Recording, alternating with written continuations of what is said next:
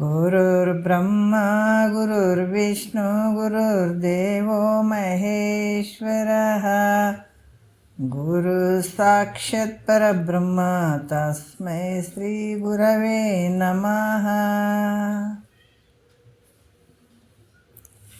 ಧ್ಯಾನ ಮೂಲ ಗುರುಮೂರ್ತಿ, ಪೂಜ್ಯ ಮೂಲ ಗುರುಪಾದ, ಮಂತ್ರ ಮೂಲ ಗುರುವಾಕ್ಯ, ಮುಕ್ತಿ ಮೂಲ ಗುರುಕೃಪಃ. ಶ್ರೋತ್ರಿಯ ಬ್ರಹ್ಮನಿಷ್ಠ ಸದ್ಗುರು ಬಸವಾನಂದರ ಪಾದಕಮಲಗಳಿಗೂ ಹಾಗೂ ಅವರ ಪ್ರತಿರೂಪದಂತಹ ನಿಜಗುಣಪ್ಪನವರ ಪಾದಕಮಲಗಳಿಗೂ ನನ್ನ ದೀರ್ಘದಂಡ ಪ್ರಣಾಮಗಳನ್ನು ಸಲ್ಲಿಸುತ್ತಾ, ಸದ್ಗುರು ಮಾರ್ತಾಂಡ ಸಾವಯವ ಸದ್ಗುರುಗಳ ಪಾದಕಮಲಗಳಿಗೂ ಹಾಗೂ ರಾಯಪ್ಪ ಸದ್ಗುರುಗಳ ಪಾದಕಮಲಗಳಿಗೂ ನನ್ನ ದೀರ್ಘದಂಡ ಪ್ರಣಾಮಗಳನ್ನು ಸಲ್ಲಿಸುತ್ತಾ, ಗುರು ಸ್ವರೂಪರಾದಂಥ ನನ್ನ ಪತಿದೇವರಿಗೂ ಕೂಡ ನನ್ನ ದೀರ್ಘದಂಡ ಪ್ರಣಾಮಗಳನ್ನು ಸಲ್ಲಿಸುತ್ತಾ, ಮನದಲ್ಲಿ ಸ್ಮರಿಸಿಕೊಳ್ಳುತ್ತಾ, ತಮ್ಮೆಲ್ಲರಿಗೂ ವಂದಿಸುತ್ತಾ, ಇವತ್ತಿನ ಕೈವಲ್ಯ ಪದ್ಧತಿ ಒಳಗೆ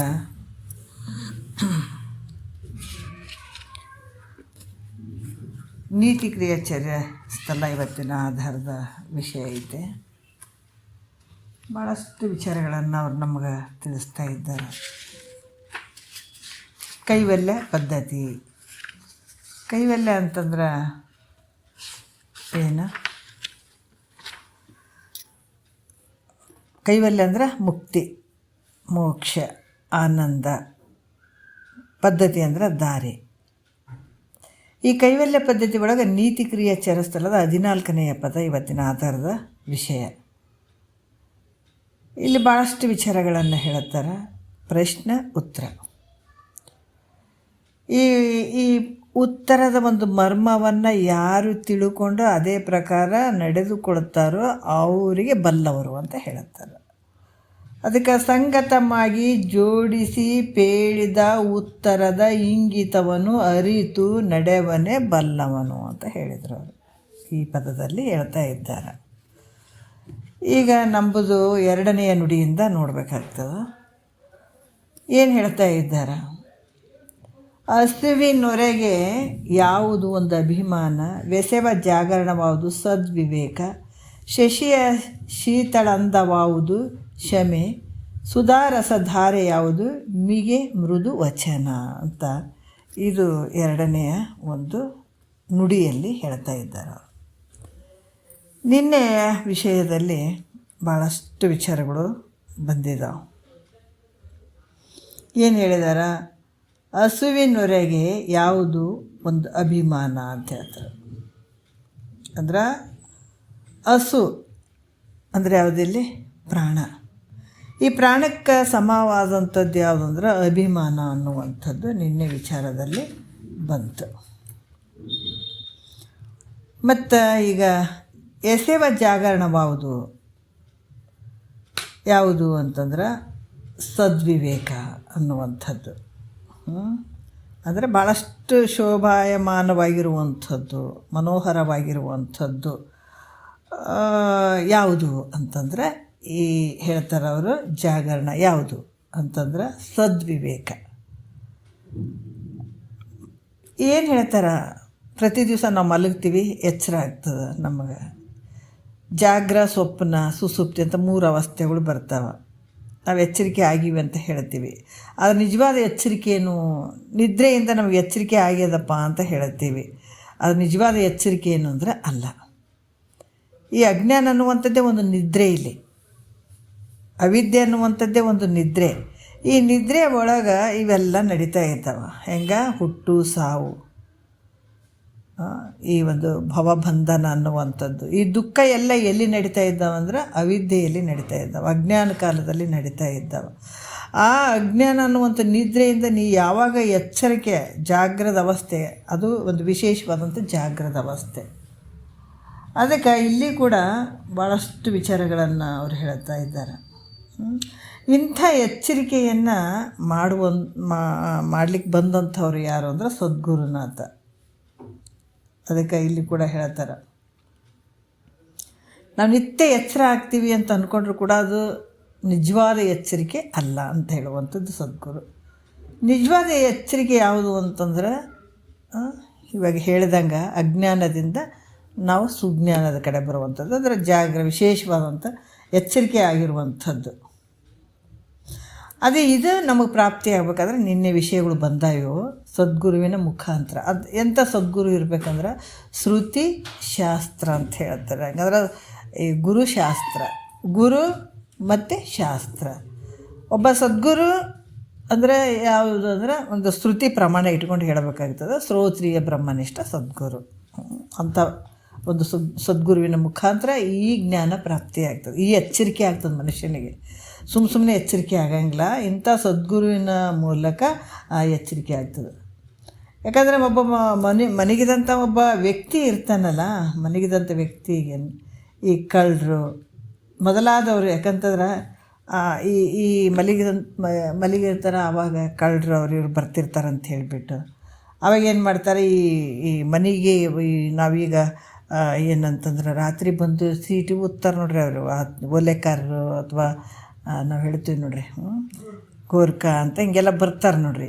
ಯಾಕಂದ್ರೆ ಎಚ್ಚರಿಕೆಯಿಂದ ಇರ್ರಿ ಅನ್ನುವಂಥದ್ದು. ಯಾರಾದರೂ ಕಳ್ತನ ಮಾಡುವಂಥವ್ರು ಅವ್ರು ಇರ್ತಾರೇನೋ ಅಂತ ಒಂಥರ ಸೇಫ್ಟಿ ಅಂತ ಹೇಳ್ಬಿಟ್ಟು ಅವರು ತಿರುಗ್ತಿರ್ತಾರೆ ಓಣಿ ಮನೆಗೆ ಸ್ವಲ್ಪ ಅಲ್ಲೆಲ್ಲೆಲ್ಲಿ ರಾತ್ರಿ ಅವರು ತಿರುಗ್ತಿರ್ತಾರೆ.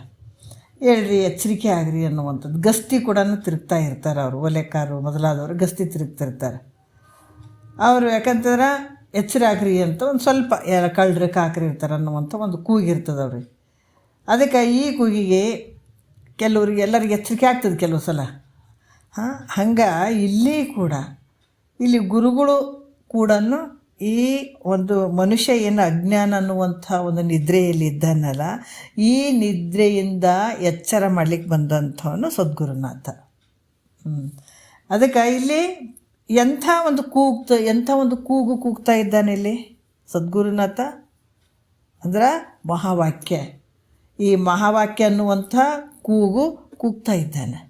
ಏನು ಕೂಗ್ತಾ ಇದೆ ಅಂದ್ರೆ ತತ್ವಮಸಿ ವಾಕ್ಯ ಅನ್ನುವಂಥದ್ದು. ಏನು ಮಹಾವಾಕ್ಯಗಳದಾವ, ಈ ವಾಕ್ಯಗಳನ್ನು ಹೇಳ್ತಾ ಇದ್ದಾನೆ. ಈ ವಾಕ್ಯಗಳು ಯಾಕೆ ಭಾಳ ಮುಖ್ಯವಾಗಿರುವಂಥದ್ದು ನೋಡ್ರಿ, ಭಾಳ ಮುಖ್ಯವಾಗಿ. ಯಾಕಂದ್ರೆ ಎಲ್ಲ ಒಂದು ಗುರು ಒಂದು ಉಪದೇಶ ಮಾಡ್ತಾನೆ ಅಂದರೂ ಕೂಡ ಈ ತತ್ವಗಳ ಒಂದು ಸಾರ ಇರುವಂಥದ್ದು, ವೇದ ಉಪನಿಷತ್ತುಗಳ ಒಂದು ಸಾರ ಇರುವಂಥದ್ದು ಒಂದೇ ಏನು ತತ್ವಮಸಿ ಅಹಂ ಬ್ರಹ್ಮಾಸ್ಮಿ. 4 ವೇದಗಳಲ್ಲಿ 4 ಮಹಾವಾಕ್ಯಗಳನ್ನೇ ಇಟ್ಟಿದ್ದಾರೆ. ಆದ್ರೆ ಮತ್ತು ಇಷ್ಟೇ ನಾವು ತಿಳ್ಕೊತ ನೀನೇ ಪರಮಾತ್ಮ ಅಂತ ತಿಳ್ಕೊಂಡ್ಬಿಟ್ರೆ ಅಷ್ಟಾಗಿಬಿಡ್ತೇನೆ ಜ್ಞಾನ ಅಂದ್ರೆ ಹಂಗಾಗಂಗಿಲ್ಲ. ಯಾಕಂದರೆ ಅದ್ರ ಹಿಂದ್ಗಡೆ ಶ್ರವಣ ಅನ್ನುವಂಥದ್ದು ಇರ್ತದೆ. ನೀನು ಪರಮಾತ್ಮ ಇದ್ದೀಯಾ ತತ್ವಮಸಿ ಅನ್ನುವಂಥದ್ದು ನಾವು ಅದನ್ನು ಆಳವಾಗಿ ಯಾವಾಗ ಗುರು ಮುಖಾಂತರ ಶ್ರವಣ ಕ್ರಮವಾಗಿ ಈ ಶ್ರವಣ ಮಾಡಿದಾಗ ನಮಗೆ ಆ ವಾಕ್ಯ ಅನ್ನುವಂಥ ಒಂದು ಮಹಾವಾಕ್ಯದಿಂದ ಎಚ್ಚರಿಕೆ ಸ್ಥಿತಿಗೆ ಬರ್ತಾನೆ ಮನುಷ್ಯ. ಯಾಕಂದರೆ ಅಜ್ಞಾನದಲ್ಲಿರುವಂಥ ಒಂದು ವ್ಯಕ್ತಿ ಏನು ಮಾಡ್ತಾನಂದ್ರೆ ಸದ್ಗುರುವಿನ ವಾಕ್ಯವನ್ನು ಕೇಳಿ ಆತ ಜಾಗ್ರಕ್ಕೆ ಬರ್ತಾನೆ. ಅದು ವಿಶೇಷ ಜಾಗ್ರ. ಅದಕ್ಕೆ ಹೇಳ್ತೀವಿ ಇವು ಕಣ್ಣು ಕಿವಿ ಇವೆಲ್ಲ ಅದಾವೆ ನೋಡ್ರಿ, ಇವೇನು ಇಲ್ಲ ಇವು. ಯಾಕಂದರೆ ಇದೆಲ್ಲ ಬ್ರಹ್ಮಲೋಕವನ್ನು ನೋಡುವಂಥದ್ದು ಕಣ್ಣು ಐತೆ ಇದು. ಅದಕ್ಕೆ ಇಲ್ಲಿ ಹೇಳ್ತಾರೆ ಈ ಕಣ್ಣಿನ ಇದು ಯಾವ ರೀತಿಯಪ್ಪ ಅಂತಂದ್ರೆ ಭಾಳಷ್ಟು ಇದು ಕಣ್ಣು ನಮಗೆ ಮೋಸ ಮಾಡ್ತದೆ. ಇರದೇ ಇರುವಂಥದ್ದು ಅನ್ನಿಸ್ತದೆ, ಇರದೇ ಇರುವಂಥದ್ದು ಇದ್ದಂಥ ವಸ್ತುವನ್ನು ಇಲ್ದಂಗೆ ಮಾಡ್ತದೆ, ಇಲ್ಲದೇ ಇರುವಂಥ ವಸ್ತು. ಯಾಕಂದರೆ ಈ ಮನಸ್ಸು ಕೂಡ ಹಾಗೇನೆ. ಯಾವಾಗ ಈ ಬಾಹ್ಯದಲ್ಲಿ ಹೋಗ್ಬಿಟ್ಟದು ಈ ಮನಸ್ಸು, ಅದು ಯಾವಾಗ ಅಂತರಂಗಕ್ಕೆ ಅದು ಒಳಗಡೆ ಬರದೇ ಇದ್ದಾಗ ನಮಗೆ ಇಂಥ ವಸ್ತುವನ್ನು ಅರ್ಥಕೊಳ್ಳಿಕ್ಕೆ ಸಾಧ್ಯ ಆಗಂಗಿಲ್ಲ. ಹಂಗಾಗಿಬಿಟ್ಟು ಇಲ್ಲಿ ಕೂಡ ಹೇಳ್ತಾರೆ ಅವರು, ಇಂಥ ಒಂದು ಸದ್ಗುರುನಾಥ ನಮಗೆ ಎಚ್ಚರಿಕೆ ಮಾಡಲಿಕ್ಕೆ ಬಂದಂಥವನು. ಇಲ್ಲಿ ಕೂಡ ಮಹಾವಾಕ್ಯ ಇಟ್ಕೊಂಡು ಆ ವಿಚಾರಗಳನ್ನು ಹೇಳಿದಾಗ ಅದನ್ನು ಯಾರು ಗುರುನಾಥ ಏನು ಇಂಥ ವಿಚಾರಗಳನ್ನು ಹೇಳಕತ್ತಾನ, ಆ ವಿಚಾರಗಳನ್ನು ನಾವು ತೊಗೊಳ್ಬೇಕು ಅನ್ನುವಂಥ ಭಾವ ಯಾರಿಗೆ ಬರ್ತದೋ ಅವ್ರು ಎಚ್ಚರಿಕೆ ಆಗ್ತಾರೆ, ಇಲ್ಲಾಂದ್ರೆ ಆಗಂಗಿಲ್ಲ. ಇದಕ್ಕೆ ಏನಂತಾರೆ ಜಾಗ್ರ ಅಂತ ಹೇಳ್ತಾರೆ. ಈ ನಿಜವಾದ ಜಾಗ್ರತ ಅಂತ ಹೇಳ್ತಾರೆ. ಅದಕ್ಕೆ ಇದು ಸದಾ ಸದ್ವಿವೇಕ. ಇದಕ್ಕೆ ಸದ್ವಿವೇಕ ಅಂದ್ರೆ ಏನಂತಂದ್ರೆ, ಈ ಸದ್ವಿವೇಕ ಅಂದರೆ ಏನಪ್ಪ ಅಂದ್ರೆ ಇದು ಸತ್ಯ, ಇದು ಅಸತ್ಯ, ಯಾವುದು ಸತ್ಯ ಅದ ಯಾವುದು ಅಸತ್ಯ ಅದ ಅನ್ನುವಂಥದ್ದು. ಅದಕ್ಕೆ ಹೇಳ್ತಾರೆ ಅವರು, ಪರತತ್ವ ಸಾಧ್ಯವಾಗುವುದೇ ಜೀವ ಪರಮರ ನೊಡಗೂಡದವರಿಗೆ ಬರಿದೆ. ನೋಡ್ರಿ, ಕಾಮ ಕಾಲರ ಗೆಲ್ಲದವಗೆ, ಕೆಟ್ಟ ಹೇಮ ಕಾಮಿನಿ ಭೂಮಿಗಳ ಬಿಡದವಗೆ, ನಾಮರೂಪಕ್ಕೆ ಮೋಹಿಸುವಗೆ, ಮಿಕ್ಕ ಪ್ರೇಮಾಸ್ತಿ ಭಾತಿಯ ನೊಡಗೂಡದವಗೆ, ಪರತತ್ವ ಸಾಧ್ಯವಾಗುವುದೇ. ಯಾಕೆ ಈ ಮಾತು ಬಂತು ಅಂದ್ರೆ, ಜಗತ್ತಿನಲ್ಲಿ ನಾವು ಭಗವಂತನ ಕಾಣ್ಬೋದು ಎಲ್ಲ ಕಡೆ. ಆ ಸ್ವರೂಪವನ್ನು ನಾವು ಕಾಣ್ಬೋದು, ನಮ್ಮ ಸ್ವರೂಪವನ್ನು ನಾವು ಕಾಣ್ಬೋದು. ನಮಗೆ ಯಾಕೆ ಕಾಣ್ತಾ ಇಲ್ಲ ಅಂತಂದ್ರೆ, ನಾವು ಅಜ್ಞಾನದಲ್ಲಿದ್ದೀವಿ. ಅಜ್ಞಾನ ಅನ್ನುವಂಥ ಕತ್ತಲು ಹೆಂಗದ ಆವರಿಸ್ಕೊಂಡು ಬಿಟ್ಟದ. ಅದಕ್ಕೆ ಇಲ್ಲಿ ಕೂಡ ಈ ನಾಮ ರೂಪಗಳಿಂದ ಯಾರು ನೋಡ್ತಾರೋ ಈ ಜಗತ್ತಿನೊಳಗೆ, ಯಾಕಂದ್ರೆ ನಾಮ ರೂಪು ಅಸ್ಥಿ ಭಾತಿ ಪ್ರಿಯ, ಈ 5 ವಿಚಾರಗಳಿಂದ ಕೂಡಿದಂಥದ್ದು, ಅಂಶಗಳಿಂದ ಕೂಡಿದಂಥದ್ದು ಈ ಜಗತ್ತು. ಅದಕ್ಕೆ ಇಲ್ಲಿ ಕೂಡ ಯಾವುದು ನಾಮರೂಪ ಸತ್ಯ ಐತೋ, ಈ ಜಗತ್ತಿನಲ್ಲಿ ತೋರುವಂಥದ್ರಲ್ಲಿ ಯಾವುದು ಸತ್ಯದ ಯಾವುದು ಮಿಥ್ಯದ ಅನ್ನುವಂಥದ್ದು ನಾವು ತಿಳ್ಕೊಳ್ಬೇಕಾಗ್ತದೆ. ಯಾವುದು ಸತ್ಯ ಯಾವುದು ಮಿಥ್ಯದ ಅಂತಂದ್ರೆ, ನಾಮರೂಪ ಇದು ಮಿಥ್ಯ ಇರುವಂಥದ್ದು, ಅಸ್ಥಿ ಭಾತಿ ಪ್ರಿಯ ಇದು ಸತ್ಯವಾಗಿರುವಂಥದ್ದು. ಅದಕ್ಕೆ ಈ ರೀತಿಯಾಗಿ ಇಂಥ ಒಂದು ಇವು ಈ ಯಾಕಂದರೆ ನಾಮರೂಪ ಅನ್ನುವಂಥದ್ದು ಮಿಥ್ಯ, ಅಸ್ಥಿ ಭಾತಿ ಪ್ರಿಯ ಅನ್ನುವಂಥದ್ದು ಸತ್ಯ. ಇವೆರಡು ಕೂಡ್ಕೊಂಡು ಜಗತ್ತಾಗಿದೆ ಅಲ್ಲ, ಇವೆರಡು ಕೂಡ್ಕೊಂಡು ಜಗತ್ತಾಗಿರುವಂಥದ್ದು. ಅದರಿಂದ ಇದಕ್ಕೆ ಕೆಲವ್ರು ಏನು ಹೇಳ್ತಾರ, ಸತ್ಯ ಐತಪ್ಪ ಈ ಜಗತ್ತು ಅಂತ ಹೇಳ್ತಾರೆ, ಕೆಲವ್ರು ಮಿಥ್ಯ ಐತೆ ಅಂತ ಹೇಳ್ತಾರೆ, ಕೆಲವ್ರು ನಮ್ಗೆ ಏನು ತಿಳಿಯಂಗಿಲ್ಲಪ್ಪ ಅಂತಾರೆ. ಜಗತ್ತಿನೊಳಗೆ ಎರಡರಿಂದ ಕೂಡೋದಿದು. ಯಾಕಂದರೆ ಮಿಥ್ಯವಾಗಿರುವಂಥದ್ದು ಸತ್ಯವಾಗಿರುವಂಥದ್ದು ಎರಡು ಕೂಡ್ಕೊಂಡು ಈ ಜಗತ್ತು ತೋರಕತ್ತದ. ಕೆಲವ್ರು ಏನು ಹೇಳ್ತಾರೆ, ಈ ಜಗತ್ತಿಗೆ ಇದು ಭಾಳ ಜಗತ್ತು ಸತ್ಯದಿಂದ ಐತಪ್ಪ ಅಂತಾರೆ, ಕೆಲವರು ಇದು ಮಿಥ್ಯೆ ಐತೆ ಅಂತ ಹೇಳ್ತಾರೆ, ಕೆಲವರು ಇದೇನು ನಮಗೇನು ತಿಳಿಯಂಗಿಲ್ಲ ರೀ ಅಂತಾರೆ. ಮತ್ತು ಹಿಂಗೆ ಅಂದಮೇಲೆ ಮತ್ತು ನಾವು ಏನಂತ ತಿಳ್ಕೊಬೇಕು ಅಂತಂದ್ರು ಕೂಡ ಅದಕ್ಕೆ ಅಲ್ಲಿ ಕೂಡ ಹೇಳ್ತಾರೆ, ಅಸ್ಥಿ ಭಾತಿ ಇದ್ರಾಗ ನಾವು ಬೇರ್ಪಡಿಸುವಂಥದ್ದು. ಹೆಂಗೆ ಬೇರ್ಪಡಿಸುವಂಥದ್ದು ಅಂತಂದರೆ, ಅಸ್ಥಿ ಭಾತಿ ಪ್ರಿಯ ಈ ರೂಪದಿಂದ ಇರ್ತಕ್ಕಂಥದ್ದು ಏನದಾವ ಅವೆಲ್ಲ ಸತ್ಯ ಅಂತ ತಿಳ್ಕೊಬೇಕು. ಅಸ್ಥಿ ಭಾತಿ ಪ್ರಿಯ, ಅಸ್ಥಿ ಅಂದರೆ ಇರುವಂಥದ್ದು, ಭಾತಿ ಅಂದರೆ ತೋರುವಂಥದ್ದು, ಪ್ರಿಯ ಅಂದರೆ ಆನಂದವಾಗಿರುವಂಥದ್ದು. ಈ ರೀತಿ ಇದು ಯಾಕಂದರೆ ಈ ರೀತಿ ಏನು ತೋರ್ತದಲ್ಲ ಇದು ಸತ್ಯ ಅಂತ ತಿಳ್ಕೊ. ಈ ನಾಮರೂಪದಿಂದ ತೋರ್ತದಲ್ಲ ನಾಮರೂಪ ಇದು ಮಿಥ್ಯೆ ಅಂತ ತಿಳ್ಕೊ ಜಗತ್ತಿನೊಳಗೆ ಅಂತ ಹೇಳ್ತಾರೆ ಅವರು. ಮತ್ತು ನಾಮರೂಪಗಳು ಸತ್ಯ ಅಂತ ಯಾಕೆ ಅನ್ನಬಾರ್ದು ಅಂತ ಏನಾರ ಪ್ರಶ್ನೆ ಬಂದರೆ, ಈ ನಾಮರೂಪಗಳು ಸತ್ಯ ಅಂತ ಯಾಕೆ ಅನ್ನಬಾರ್ದು ಅಂತಂದ್ರೆ, ಈ ನಾಮರೂಪಗಳು ದಿಂದ ಕೂಡಿದಂಥದ್ದು ಯಾವುದದು ಅದು ಪರಿಚ್ಛಿನ್ನತೆಯಿಂದ ಕೂಡಿರ್ತದೆ. ಅದು ಸ್ವಲ್ಪ ಇಷ್ಟಿಷ್ಟ ಅದು ಕಳತೆ ಇರ್ತದೆ. ಈಗ ನಮ್ಗೆ ಹೆಸ್ರು ಬಂತು, ಮೊದಲಿನಿಂದ ಇದೇ ಹೆಸ್ರು ಐತೇನು? ಇಲ್ಲ. ಹುಟ್ಟಿದ ಮೇಲೆ ಅದು ದಿವಸ, ಅದು ವಾರ, ಅದು ಇದು ನೋಡ್ಕೊಂಡು ಇವತ್ತು ಚಲೋ ಐತೆ ಇಲ್ಲ ಅಂತ ನೋಡಿಕೊಂಡು ಅವಾಗ ಹೆಸ್ರು ಇಡ್ತಾರೆ, ಹೌದಿಲ್ಲ? ಮತ್ತು ತೋರುವಂಥ ಶರೀರ ಯಾವತ್ತು ಹಿಂಗೆ ಇರ್ತದೆ ರೂಪ? ಇಲ್ಲ, ಅದಕ್ಕೆ ಕಡಿಮೆ ಆಗ್ತಾ ಬರ್ತದೆ, ಮಾಯ ಆಗ್ತಾ ಬರ್ತದೆ ಅದು ಆ ರೂಪ. ಅದಕ್ಕೆ ಇದು ಕೂಡ ಇದು ತೋರಿದಂಗೆ ಆಯಿತು, ಯಾವುದು ಈ ಶರೀರ ಏನಾಯಿತು ಹೆಸರು ಇಟ್ಟಂಗೆ ಆಯಿತು, ಅದು ಕೊನೆವರೆಗೆ ಇರ್ತದೆ ಅನ್ನೋದ್ರೆ ಇಲ್ಲ ಅದು. ಆಮೇಲೆ ಈ ಶರೀರ ಕೂಡ ನಾಶ ಆಗುವಂಥದ್ದು. ಹಂಗಾಗಿಬಿಟ್ಟು ಯಾಕಂದ್ರೆ ಅಸ್ಥಿ ನಾಮರೂಪ ಎರಡು ಹೆಂಗದವ ಅಂತಂದರೆ ಇದು ಮಿಥ್ಯೆ ಆಗಿರುವಂಥದ್ದು, ಅದು ಅಳತೆಗೆ ಬರುವಂಥದ್ದು. ಪರಿಚ್ಛಿನ್ನತೆ ಅಂದರೆ ಒಂದು ಸ್ವಲ್ಪ ಅಳತೆಗೆ ಬರುವಂಥದ್ದು ಐತೆ, ಅದರಿಂದ ಅದು ಮಿಥ್ಯೆ ಅಂತ ಅನ್ನಿಸು. ಅಸ್ಥಿ ಭಾತಿ ಪ್ರಿಯಗಳಿಂದ ಕೂಡಿದಂಥದ್ದು ಯಾವುದದು ಪೂರ್ಣವಾಗಿರ್ತದೆ. ಅಸ್ಥಿ ಅನ್ನುವಂಥದ್ದು, ಭಾತಿ ಅನ್ನುವಂಥದ್ದು, ಮತ್ತು ಇಲ್ಲಿ ಪ್ರಿಯ ಅನ್ನುವಂಥದ್ದು ಇದೇನೆಂದರೆ ಪೂರ್ಣವಾಗಿರುವಂಥದ್ದು. ಅದರಿಂದ ಇದು ಸತ್ಯ ಅಂತ ಹೇಳಬೇಕು.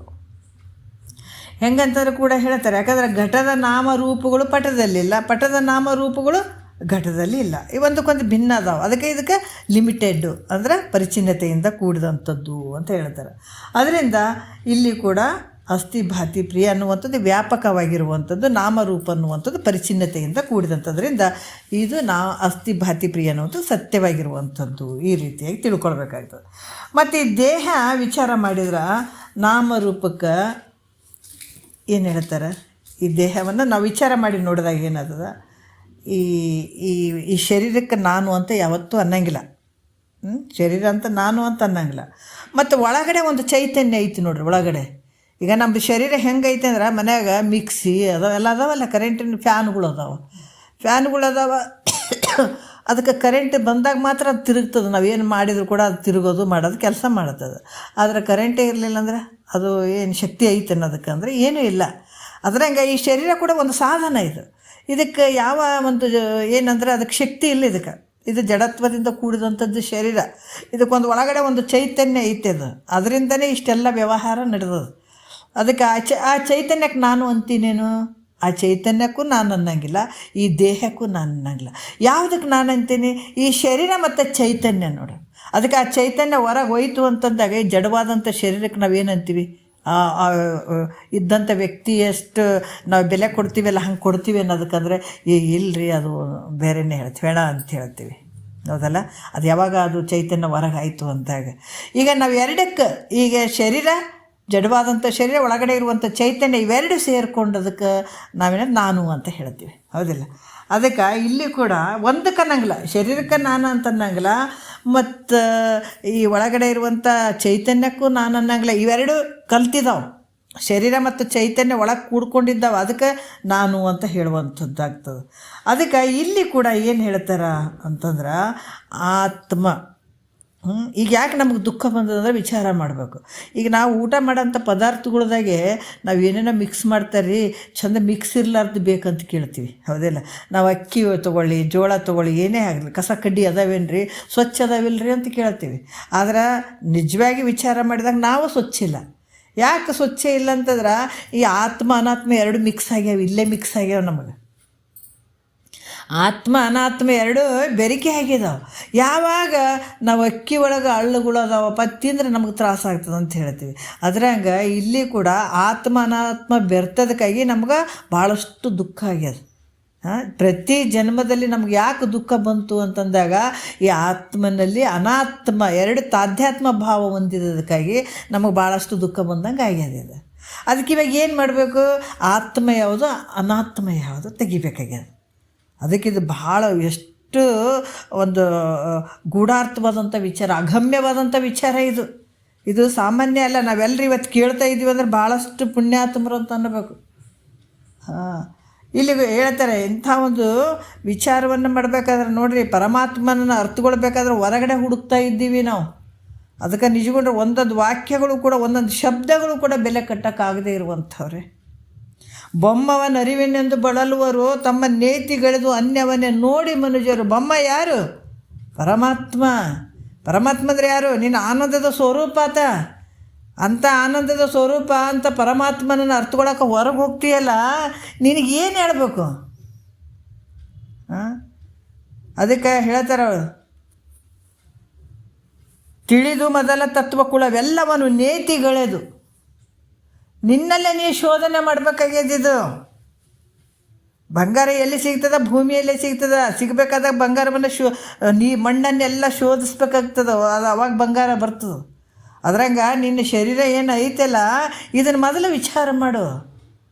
ಇದರಲ್ಲಿ ಒಂದು ಭೂಮಿ ಐತೆ, ಭೂಮಿ ಒಳಗೆ ಮಣ್ಣು ಐತಲ್ಲ, ಮಣ್ಣಿನಲ್ಲಿ ಒಂದು ಸತ್ಯ ವಸ್ತುವನ್ನು ಅಡಗಿಸಿಬಿಟ್ಟಿದ್ದಾನೆ ಪರಮಾತ್ಮ. ಹೌದಲ್ಲ? ಮಣ್ಣಿನ ಒಳಗಡೆ ಬಂಗಾರ ತೆಗೆಯೋದು. ಅದ್ರಂಗೆ ನಿನ್ನ ಶರೀರದ ಒಳಗಡೆ ಒಂದು ಸತ್ಯ ವಸ್ತು ಐತೆ, ಅದನ್ನು ನೀನು ವಿಚಾರ ಮಾಡಬೇಕಾಗ್ತದೆ. ಮತ್ತು ಹಂಗೆ ಬಿಟ್ಟರೆ ಸಿಗ್ತದೆ ಅನ್ನೋದು ಸಿಗಂಗಿಲ್ಲ. ಮತ್ತು ಎಲ್ಲಿ ಬಂಗಾರ ಇರ್ತಲ್ಲಿ ನಾವು ನೋಡ್ತೀವಿಲ್ಲ, ಅದೇ ರೀತಿ ಈ ಶರೀರನೇ ನೀವು ವಿಚಾರ ಮಾಡಬೇಕಾಗ್ತದೆ. ಪರಮಾತ್ಮ ಎಲ್ಲಿ ಸಿಗಂಗಿಲ್ಲ ಹೊರಗಡೆ. ಅದಕ್ಕೆ ಹೇಳ್ತಾರೆ, ಕಾಶಿಗೆ ಹೋಗಿ ನಂತೆಲ್ಲ ಅಲ್ಲಿ ಸೋಸಿ ನೋಡಿದ್ದೇನು ಹೇಳಲಿಲ್ಲ. ಕಾಶಿ ಒಳಗ ಈಶಾನ ಅಂತನೇ ಘಾಷಿಯಾಗಿ ಉಳುದೋದೆಲ್ಲ. ಶ್ರೀಶೈಲ ಪರ್ವತ ಏರಿದೆಲ್ಲ ಅಲ್ಲಿ ಮಲ್ಲಿಕಾರ್ಜುನ ನಂದೆಲ್ಲ. ನಿನ್ನಲ್ಲಿದ್ದವನರಿಲಿಲ್ಲ ನೀ ಎಲ್ಲೆಲ್ಲುಡುಕು ಸಿಗನಲ್ಲ. ಎಲ್ಲಿ ಹುಡುಕ್ತಾರೆ? ನಿನ್ನೊಳಗನೆ ಅಂಥ ಮಲ್ಲಿಕಾರ್ಜುನ ಸಿಗ್ಬೇಕಾಗಿದ್ರೆ ನಿನ್ನೊಳಗೆ ಅದಾನತ. ಅವಾಗ ನೀ ಏನು ಮಾಡಬೇಕು? ಪರಮಾತ್ಮ ಎಲ್ಲದಾನ? ನಿನ್ನೊಳಗೆ ಅದಾನ. ಬ್ರಹ್ಮ ಎಲ್ಲದಾನ? ನಿನ್ನಲ್ಲೇ ಅದಾನ. ಆನಂದ ಎಲ್ಲೈತೆ? ನಿನ್ನಲ್ಲೇ ಐತೆ. ಮುಕ್ತಿ ಎಲ್ಲೈತೆ? ನಿನ್ನಲ್ಲೇ ಐತೆ. ನಾವು ಇದನ್ನು ಬೇರೆ ಬೇರೆ ಕಡೆ ಹುಡ್ಕಕತ್ತೀವಿ. ಇಲ್ಲೇ ಅಜ್ಞಾನ ಇರುವಂಥದ್ದು. ಇದಕ್ಕೆ ನೋಡ್ರಿ ಅಜ್ಞಾನ ಅನ್ನುವಂಥದ್ದು. ಏನು ತಿಳ್ಕೊಬೇಕಾಗಿದ್ರೆ ಏನು ಮಾಡಬೇಕು? ತಿಳಿದು ಮೊದಲ ತತ್ವ ಕುಳವೆಲ್ಲವನ್ನು ನೇತಿಗಳೆದು. ಈಗೇನು ಬಂದದ್ದು ನೋಡ್ರಿ, ಚಂದ ಶರೀರ ಐತಲ್ಲ, ಎಷ್ಟು ಚಂದ ಐತೆ. ಯಾವುದರಿಂದ ಆಗ್ಯದಿದು? ಪಂಚಭೂತದಿಂದ ಆದಂಥ ಶರೀರ. ಪಂಚಭೂತಗಳ ಒಂದು ಪಂಚೀಕೃತಗೊಂಡು 25 ತತ್ವಗಳು. ಅದು 5 ತತ್ವಗಳಿಂದ ಇಷ್ಟೆಲ್ಲ ಆಯಿತು. 25 ತತ್ವಗಳದು. ತತ್ವಗಳಿಂದ ಈ ಮಾತಾಡುವಂಥದ್ದು, ವ್ಯವಹಾರ ಮಾಡುವಂಥದ್ದು, ಕಣ್ಣಿಲೆ ನೋಡುವಂಥದ್ದು, ಕಿವಿಲೆ ಕೇಳುವಂಥದ್ದು, ಇವೆಲ್ಲ ಶುರುವಾಗ್ಯಾವ. ಇದರ ಈ ಒಂದು 25 ತತ್ವಗಳಿಂದ ಇಷ್ಟೆಲ್ಲ ಶರೀರ ವ್ಯವಹಾರ ನಡೆದಂಥದ್ದು ಅಲ್ಲ. ಇದನ್ನು ತಿಳಿದು ಮೊದಲ ತತ್ವಕುಳವೆಲ್ಲವನ್ನು ನೇತಿಗಳೆದು. ಇವೆಲ್ಲ ಏನಾಗಿದಾವಲ್ಲ, ಇವೆಲ್ಲ ನೀನಲ್ಲ. ಇದು ಮನಸ್ಸು ನೀನಲ್ಲ, ಬುದ್ಧಿ ನೀನಲ್ಲ, ಚಿತ್ತು ನೀನಲ್ಲ ಅಂತ ಇವನ್ನೆಲ್ಲ ತಿಳಿದು ನೇತಿಗಳೆದು ಅವ ಅನಾತ್ಮಕವೆಂದು.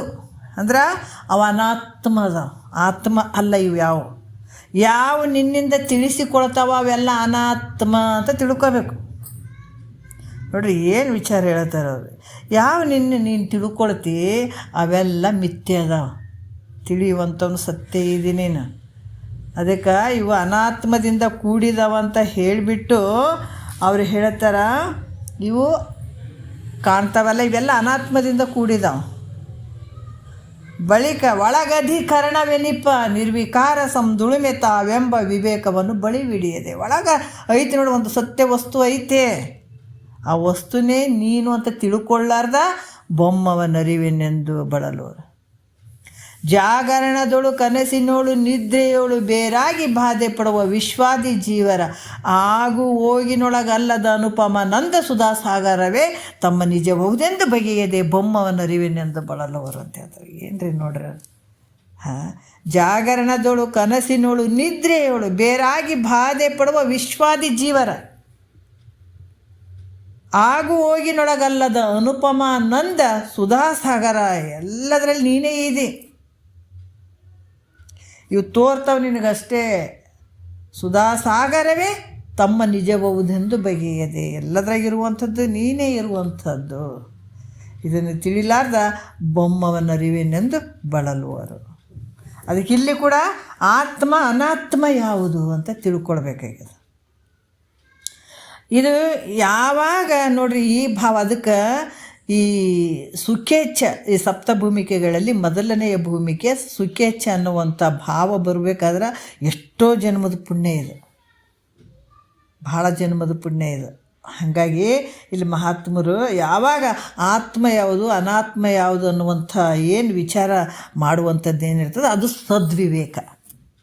ಸದ್ವಿವೇಕ ಅಂತಂದರೆ ಯಾವುದಪ್ಪ ಅಂದ್ರೆ ನಾವೇನೇನು ವಿಚಾರ ಮಾಡೋದಲ್ಲ. ಸದ್ವಿವೇಕ ಅಂದ್ರೆ ಆತ್ಮ ಯಾವುದು ಅನಾತ್ಮ ಯಾವುದು ಅನ್ನುವಂಥ ವಿಚಾರ ಮಾಡುವಂಥದ್ದೇ ಸದ್ವಿವೇಕ. ಮತ್ತು ಇಲ್ಲಿ ಈ ಜಗತ್ತು ಹೆಂಗದಂತಂದ್ರೆ ತ್ರಿಪುಟಿಯಿಂದ ಕೂಡಿದಂಥದ್ದು ಈ ಜಗತ್ತು. ಯಾವುದಂದ್ರೆ ಆಧ್ಯಾತ್ಮ, ಆದಿಭೌತ, ಆದಿ ದೈವ. ಈ ರೀತಿಯಾಗಿ ತ್ರಿಪುಟಿಯಿಂದ ಕೂಡಿದಂಥದ್ದು ಈ ಜಗತ್ತು. ಹೆಂಗೈತಪ್ಪ ಅಂತಂದ್ರೆ ಮಿಥ್ಯೆ ಆಗಿರುವಂಥದ್ದು. ಈ ಜಗತ್ತು ಹೆಂಗೈತಪ್ಪ ಅಂತಂದ್ರೆ ಮಿಥ್ಯೆ ಆಗಿರುವಂಥದ್ದು ಅಂತ ಕೂಡ ಹೇಳುತ್ತಾರೆ. ಹೆಂಗಂತಂದ್ರೆ ಈ ಕಣ್ಣು ನೋಡ್ರಿ, ಇಲ್ಲಿ ಹೇಳ್ತಾರೆ ಆಧ್ಯಾತ್ಮ ಯಾವುದು, ಆದಿಭೂತ ಯಾವುದು, ಆದಿ ದೈವ ಯಾವುದು, ಈ ತ್ರಿಪುಟಿಯಿಂದ ಕೂಡಿದಂಥದ್ದು. ಇಲ್ಲಿ ಕೂಡ ಹೇಳ್ತಾರೆ ಹೆಂಗಂದ್ರೆ ಈ ಕಣ್ಣು, ಈ ನಮ್ಮ ಶರೀರ ಆಧ್ಯಾತ್ಮ ನೋಡ್ರಿ. ಈ ಕಣ್ಣು ಏನದ ಆಧ್ಯಾತ್ಮ ಅಂತ ಹೇಳಿಸ್ಕೊಳ್ತದೆ. ಉದಾಹರಣೆ ನೋಡ್ರಿ, ಈ ಕಣ್ಣು ಏನು ಅನ್ಸ್ಕೊಳ್ತದೆ ಆಧ್ಯಾತ್ಮ ಅಂತ ಅನ್ಸ್ಕೊಳ್ತದೆ. ರೂಪು ನೋಡುವಂಥದ್ದು ಆದಿಭೂತ ಅಂತ ಅನ್ಸ್ಕೊಳ್ತದೆ. ರೂಪ ಆದಿಭೂತ ಅಂತ ಹೇಳಿಸ್ಕೊಳ್ತದೆ. ಅದಕ್ಕೆ ಇಲ್ಲಿ ಏನು ಹೇಳ್ತಾರೆ, ಸೂರ್ಯ ಈತ ಏನು ಅನಿಸ್ಕೊಳ್ತ ಆದಿದೈವ ಅಂತ ಅನಿಸ್ಕೊಳತ್ತಾನೆ ನೋಡ್ರಿ. ಈ ರೀತಿಯಾಗಿ ಇಲ್ಲಿ ಏನು ಹೇಳ್ತಾರೆ, ಅದ್ರಂಗೆ ಈ ಸೂರ್ಯ ಯಾವುದು ಅಂತಂದರೆ ಈತ ದೈವ. ಯಾಕಂದ್ರೆ ನಮ್ಗೆ ಇಂದ್ರಿಯಗಳು ಅದಾವಲ್ಲ, ಅದ್ರ ಹಿಂದ್ಗಡೆ ಒಬ್ಬೊಬ್ಬ ದೇವತೆ ಕೆಲಸ ಮಾಡ್ತಾ ಇದ್ದಾನೆ. ನಾವು ಅರ್ಥ ಮಾಡ್ಕೋಬೇಕು. ಮಾತಾಡಕತ್ತೀವಿ ಅಂದ್ರೆ ಈ ಮಾತಾಡಕ್ಕೆ ನಾವು ನೋಡಿರಿ, ನಾವು ಲೌಕಿಕದಾಗ ಈ ತತ್ವ ಎಲ್ಲ ಕಡೆ ಅಡಿಗೆದ. ಹೆಂಗೆ ಅಡಿಗೆದಪ್ಪ ಅಂತಂದ್ರೆ, ನಾವು ಏನಾರ ಒಂದು ವಸ್ತು ಎತ್ತಿಡ್ಬೇಕಾದ್ರೆ ಪರಮಾತ್ಮನ ಅಪ್ಪಣೆ ಆಗ್ಬೇಕ್ರಿ, ನಮ್ಮ ಕೈಯಿಂದ ಏನು ಇಲ್ಲ ನೋಡ್ರಿ ಅಂತಂತಿರ್ತೀವಿ ಕೆಲವು ಸಲ, ಹೌದಿಲ್ಲ? ಹೌದು, ಅದು ನಿಜ.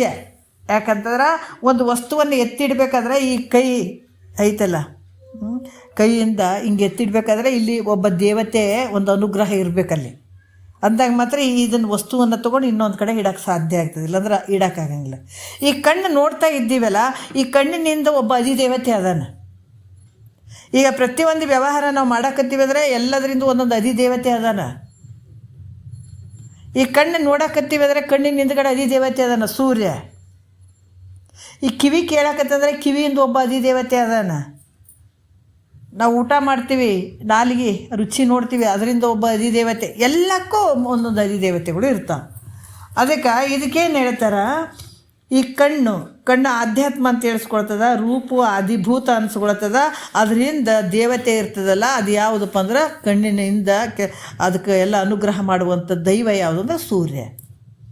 ಈ ರೀತಿ ಅದ್ರಾಗ ಕಿವಿದು ಕೂಡ ಕಿವಿ ಆಧ್ಯಾತ್ಮ ಅಂತ ಹೇಳಿಸ್ಕೊಳ್ತದೆ. ಈ ಕಿವಿ ಈ ಸ್ಥೂಲವಾಗಿ ನಮಗೆ ಕಿವಿ ಇಲ್ಲ, ಇದು ಆಧ್ಯಾತ್ಮ ಅಂತ ಹೇಳಿಸ್ಕೊಳ್ತದೆ.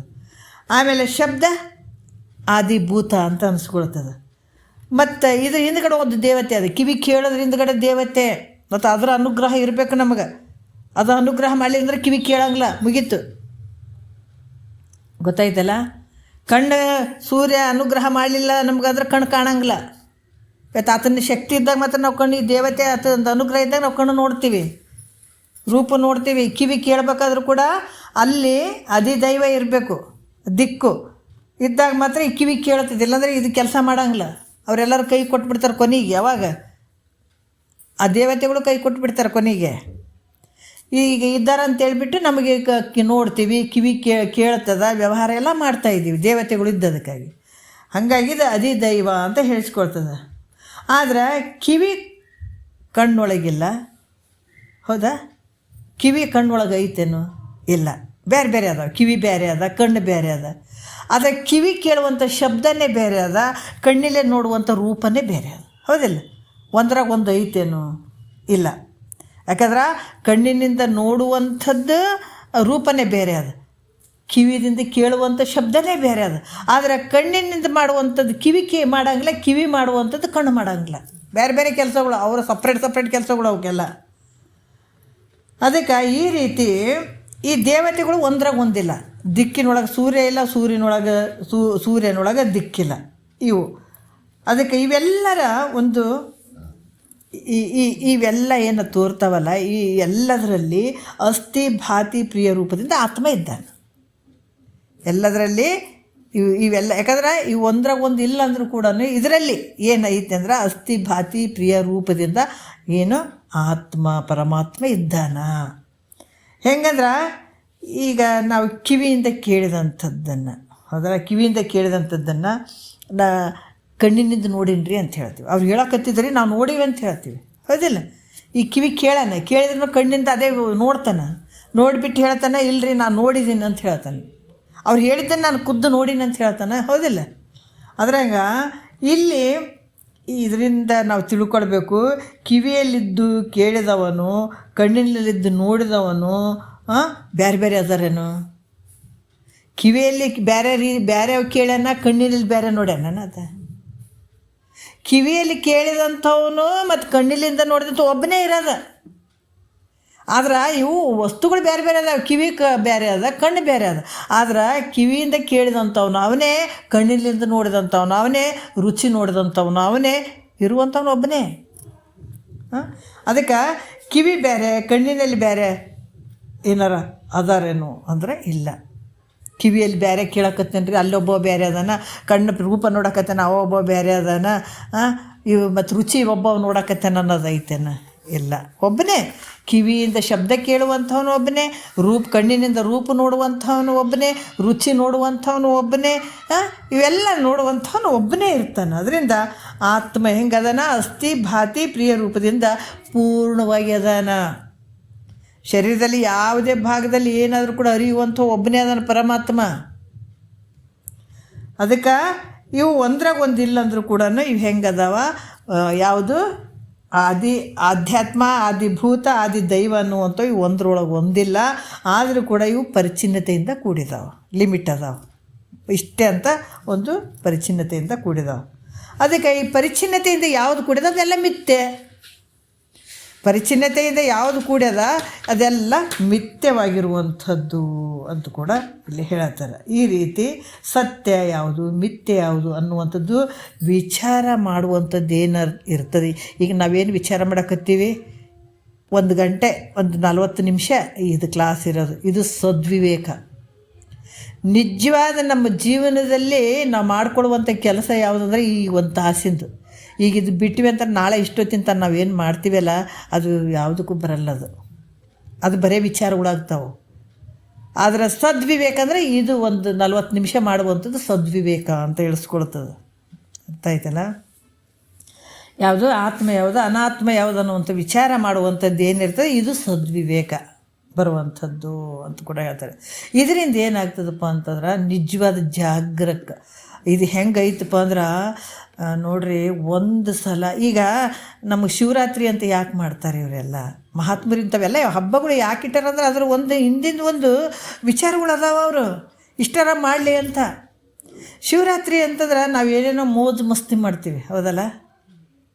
ಅದು ವಿಚಾರ ಇರುವಂಥದ್ದು ಏನಪ್ಪ ಅಂತಂದ್ರೆ ಆ ಶಿವನ ಒಂದು ಸ್ಮರಣೆ ಮಾಡುವಂಥದ್ದು, ಶ್ರವಣ ಮಾಡುವಂಥದ್ದು. ನಾವು ಒಂದೇ ದಿವಸ ಮಾಡುವಂಥದ್ದಲ್ಲ, ಪ್ರತಿ ದಿವಸ ನಾವು ಯಾವಾಗ ಶಿವರಾತ್ರಿ ಅನ್ನುವಂಥದ್ದು ಸುಮ್ಮನೆ ತಾತ್ಪರ್ಯವಾಗಿ ಒಂದು ದಿವಸ ಇಟ್ಟಿದ್ದಾರೆ. ಯಾಕೆ ಇಟ್ಟಿದ್ದಾರೆ ಅಂದ್ರೆ ಒಂದು ದಿವಸ ಶಿವನ ಒಂದು ಸ್ಮರಣೆಯನ್ನು ಮಾಡಿ ಅವತ್ತು ಉಪವಾಸ ಏನಿರ್ತಾರಲ್ಲ ಅದು ವೈರಾಗ್ಯ ಭಾವ ಬರಲಿ. ಆ ಒಂದು ವೈರಾಗ್ಯ ಭಾವದಿಂದ, ಒಂದು ಶ್ರದ್ಧೆಯಿಂದ, ಆ ನಂಬಿಕೆಯಿಂದ ಭಕ್ತಿಯನ್ನು ಮಾಡಲಿ. ಅದರಿಂದ ಏನಾಗ್ತದೆ, ಮುಂದಿನ ಜನ್ಮಕ್ಕೆ ಒಂದು ಮೆಟ್ಟಲಾಗಲಿ ಅಂತ ಅನ್ನುವಂಥ ಭಾವದಲ್ಲಿ. ಯಾಕಂದರೆ ಸುಮ್ಮನೆ ಸತ್ತು ಹೋಗ್ತಾವೆ ಸಂಸಾರ ಅಂದು ಹೆಂಡತಿ ಮಕ್ಕಳು ಸಂಸಾರ ಅದಾಯ್ತು ಇದಾಯ್ತು ಅಂತ ಹಿಂಗೆ ಸತ್ತು ಹೋಗ್ತಾವ.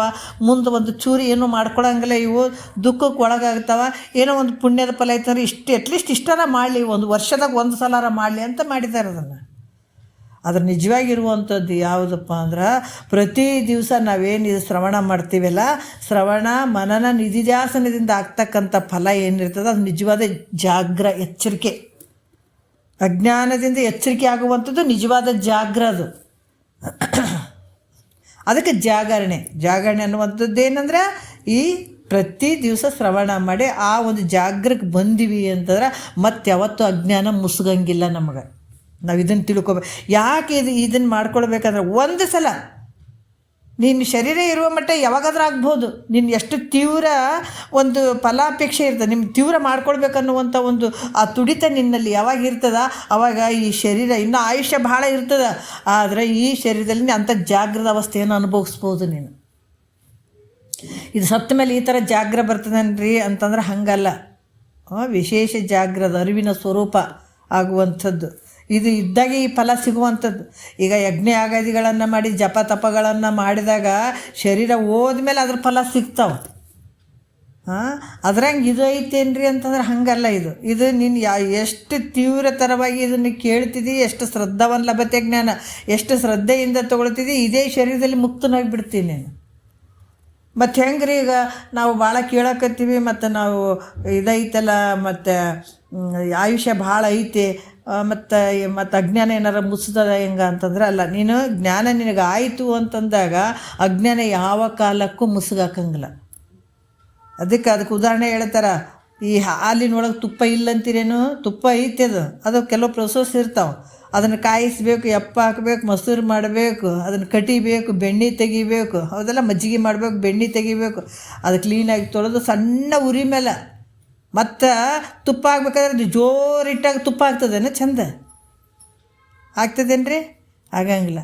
ಅದನ್ನೇನು ಮಾಡ್ಬೇಕು, ಸಣ್ಣ ಉರಿ ಮೇಲೆ, ಎಷ್ಟು ಸಣ್ಣ ಉರಿ ಮೇಲೆ ಇಡ್ತೀವಿ ಅಷ್ಟು ಚಂದ ಘಮ ಘಮ ಘಮ ಘಮ ಅಂತದ ವಾಸನೆ, ಹೌದಲ್ಲ? ಜಲ್ದಿ ತುಪ್ಪ ಭಾಳಷ್ಟು ಬಿಸಿ ಬಿಸಿಯಾಗಿ 5 ನಿಮಿಷದಾಗ ತುಪ್ಪ ಹಾಕ್ಬೇಕಂದ್ರೆ ಆಗ್ತದೆ ಅನ್ನೋದ್ರೆ ಆಗಂಗಿಲ್ಲ. ಅದ್ರಾಗ ನೀನು ಚಂದ ಜಲ್ದಿ ತುಪ್ಪ ಹಾಕಕ್ಕೆ ಬರೋಂಗಿಲ್ಲ.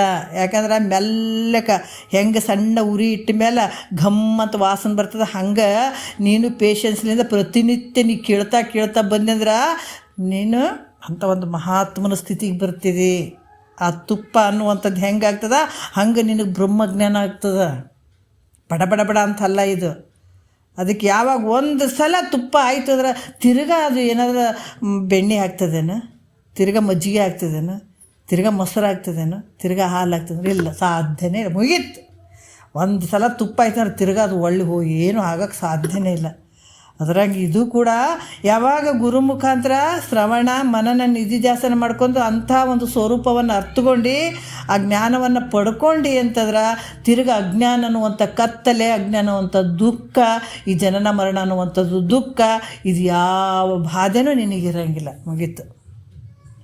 ಒಂದು ಸಲ ಅದಕ್ಕೆ ಜನ್ಮ, ಅದಕ್ಕೆ ಮನುಜ ಕುಲ ಜನನದ ಲಾಭ ಹೌದು ಆರು ನಾನೆಂದು ವಿಚಾರಿಸು. ಒಂದು ಸಲ ನೀವು ತಿಳ್ಕೊಂಬಿಟ್ಟಾದ್ರೆ 84 ಲಕ್ಷ ಜೀವರಾಶಿಯಿಂದ ಉಟ್ಕೊಂಡು ಬಂದದ್ದು ಏನು ಕಷ್ಟಪಟ್ಕೊಂಡು ಬಂದಿದ್ದಿಲ್ಲ, ಒಂದೇ ಸಲಕ್ಕೆ ದಂದಂದಂದಂದಂದಂತ ಹೋಗ್ಬಿಡ್ತಾವೆ ನೋಡ್ರಿ. ಏನು ಉಳಿಯಂಗೇ ಇಲ್ಲ. ಕೃತಕೃತ್ಯ. ಅದಕ್ಕೆ ಹೇಳ್ತಾರೆ ಮೈತ್ರ, ಮತಿಯುಂಟೆ ಜಡರಿಗೆ ಅದ್ವೈತವನ್ನು ಅರಿಯಲಿಕ್ಕೆ ಸತಿ ನಿನ್ನ ಸುಕೃತಿ ಪೇಳುವಿನ ಕೇಳು. ಏನು ಅದ್ಭುತ ರೀ! ಬರೀ ಕೇಳಕ್ಕೆ ಭಾವ ಬಂದದಕ್ಕೆ ಹಿಂಗೆ ಅಂದಾರಂದ್ರೆ ನಾವು ಕುಂತು ಕೇಳಕತ್ತೀವಿ ಅಂದ್ರೆ ನಮ್ಮ ಬೆನ್ನು ನಾವು ಚಪ್ಪರಿಸ್ಕೊಳ್ಳೋಣ. ಬರೀ ಕೇಳಿದಳಕ್ಕೆ ನನಗಿಂಥದ್ದು ಜ್ಞಾನವನ್ನು ಹೇಳಪ್ಪ ಅಂದಳಕ್ಕೆ. ಯಾಕಂದ್ರೆ ನಾನು ಕರ್ಮ ಮಾಡು ಹಂಗೆ ಮಾಡು ಅನ್ಬೇಡ. ಅದು ಪೂಜೆ ಮಾಡು, ಈ ಪೂಜೆ ಮಾಡು, ಅದನ್ನು ಸುತ್ತರಿ ಇದನ್ನು ಸುತ್ತ ಮಾಡಿ ಸಾಕಾಗ್ಯದ. ಜನ್ಮ ಜನ್ಮಾಂತರ ಮಾಡಿದ್ದೀನಿ ನಾನು. ಅಂಥವೆಲ್ಲ ನನಗೆ ಹೇಳ್ಬೇಡಪ್ಪ. ಸ್ಮೃತಿ ಮಾತ್ರದಿಂದ ಸಂಸ್ಕೃತಿ ಬಂದವಳಿದು ಸನ್ನುತ ನಿಜ ಸುಖದೊಳ ಆನಿರುತ್ತಿರ್ಪ ಇತಕ್ಕಿದೆ ಮತ್ತು ಅನ್ಯವಿಲ್ಲೆಂದೆನಿಪ ಸದ್ಗತಿಯೇ ಪೇಳು ಎನಗೆ ಅಮಳಾತ್ಮ ಅಂತ ಹೇಳ್ತಾರೆ. ಸದ್ಗತಿನೇ ಹೇಳು ನನಗೆ. ಹೆಂಗೆ ಹೇಳಬೇಕು? ಸ್ಮೃತಿ ಮಾತ್ರದಿಂದ ನೆನಪು ಬಂದಾಗ ಅಂಥ ಒಂದು ಆನಂದ ನನಗಾಗಿಬಿಡ್ಬೇಕು ಅಂತ ಹೇಳ್ತಾಳೆ. ಸ್ಮೃತಿ ಮಾತ್ರದಿಂದ ಸಂಸ್ಕೃತಿ ಬಂದವಳಿದು ಅಷ್ಟು ಮಾಡಿಕೊಂಡ್ರೆ ಸಾಕು. ಈ ಸಂಸ್ಕೃತಿ ಅಂದರೆ ಏನಿದು? ಸಂಸಾರ. ಯಾವುದು? ಜನನ ಮರಣ ಅನ್ನುವಂಥದ್ದು. ಮತ್ತು ಈ ಸಂಸಾರ ಅಲ್ಲ, ಜನನ ಮರಣ ಅನ್ನುವಂಥದ್ದು ದೊಡ್ಡ ಸಂಸಾರ. ಅದಕ್ಕೆ ಸಂಸಾರದಿಂದ ಬಿಡುಗಡೆ ಆಗಬೇಕು. ಈ ಸಂಸಾರ ಅಲ್ಲ. ಎಂಥ ಸಂಸಾರ? ಜನನ ಮರಣದಿಂದ ಸಂಸಾರ. ಜನನ ಮರಣ ಸಂಸಾರದಿಂದ ಬಿಡುಗಡೆ ಆಗಬೇಕು. ಎಲ್ಲನ ಹೆಂಡತಿ ಮಕ್ಕಳು ಅದಾರಪ್ಪ, ಇಂಥ ಕಾಟಕ್ಕೆ ನಾ ಬಿಡುಗಡೆ ಅದೇ ಅದು ಅಂತ ಅಂಥವಲ್ಲ. ಇದನ್ನು ಮಾಡಿಕೊಂಡು ನೀನು ಏನು ಮಾಡ್ಬೇಕು? ನಿನಗೆ ಒಳಗೆ ದೊಡ್ಡ ಸಂಸಾರ ಅದ. ಇದು ಶರೀರ ನಾನು ಅನ್ನುವಂಥ ದೊಡ್ಡ ಸಂಸಾರ ಐತೆ.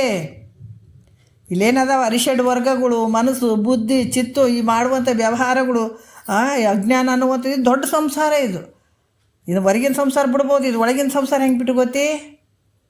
ಇದನ್ನು ಬಿಟ್ಕೊಡ್ಬೇಕಾಗ್ಯದ. ಅದಕ್ಕೆ ಸ್ಮೃತಿ ಮಾತ್ರದಿಂದ ಸಂಸ್ಕೃತಿ ಬಂದವಳಿದು ಅಂತ ಹೇಳಿದಳಕ್ಕೆ. ಇಂಥ ಒಂದು ಜನನ ಮರಣ ಅನ್ನುವಂಥ ದುಃಖ ಬಿಡುಗಡೆ ಆಗಿಬಿಡ್ಬೇಕು ನನಗೆ ಅಂಥದನ್ನು ಕೇಳೋದಕ್ಕೆ ಮೈತ್ರ ದೇವಿ ಅಬ್ಬಬ್ಬಬ್ಬಾ ಏನು ಮೈತ್ರ ಕೃತಕೃತ್ಯ ಅಂತ ಹೇಳ್ತಾರೆ. ಸುದತಿ ಕೇಳು ಈ ವಿಶ್ವದೊಳಗೆ ನಿನ್ನಂತೆ ಪದಪಿಂದೆ ಕೇಳಿದವರು ಆರು ಉಂಟು ಅಂತ ಹೇಳ್ಯಾರ ನೋಡ್ರಿ ಅವರು. ಅರೇ ಸುದತಿ ಈ ವಿಶ್ವದೊಳಗೆ ನಿನ್ನಂತೆ ಪದಪಿಂದೆ. ಯಾಕಿಷ್ಟು ಹೆಚ್ಚಿನ ಒತ್ತು ಕೊಡ್ತಾ ಇದ್ದಾರಂತಂದ್ರೆ ಕ್ರಮಬದ್ಧವಾದಂಥ ಶಾಸ್ತ್ರ ಬಹಳ ಮುಖ್ಯ. ಅದಕ್ಕೆ ಸುದತಿ ಕೇಳು ಈ ವಿಶ್ವದೊಳಗೆ ನಿನ್ನಂತೆ ಪದಪಿಂದೆ ಕೇಳಿದವರು ಆರುಂಟು. ಸದಮಳ ನಂದು ಆತ್ಮ ಪದಮುಕ್ತಿ ಪುಣ್ಯವಿಲ್ಲದವರಿಗೆ ಅದೆಂತ ಪೇಳು ತೋರ್ಕೊಳಗು ನೋಡು. ಅಂಥ ಒಂದು ವಿಶೇಷವಾದಂಥ ಪುಣ್ಯ ಇಲ್ಲದವರಿಗೆ ಇದನ್ನು ಪಡ್ಕೊಳಕ್ಕೆ ಹೆಂಗೆ ಸಾಧ್ಯ ಅದು ಹೇಳು ಮೈತ್ರ? ಸಾಧ್ಯ ಇಲ್ಲ.